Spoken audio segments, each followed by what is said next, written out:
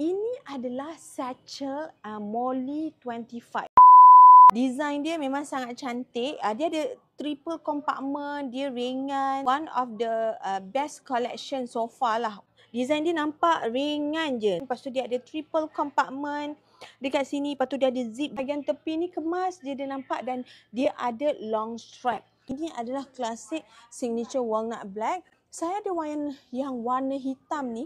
Tengok dalam dia warna merah. Banyak tau barang you all boleh isi dekat sini. So siapa yang suka handbag leather, you all patut dapatkan bag ni sebabnya dia punya leather ni pebble leather dan jenis nipis saja. Kalau you all nak warna cerah, then you all boleh dapat warna dark stone, warna white chalk. Yang ini adalah warna signature si light kaki. Sangat cantik. Molly 25 ni dia adalah versi satchel. Dia memang terbuka macam ni. Ringan, stylish. You nak bawa pergi jalan, bawa pergi travel, memang perfect. Kalau you all nak colour-colour, lawa. You all suka tak yang macam ni?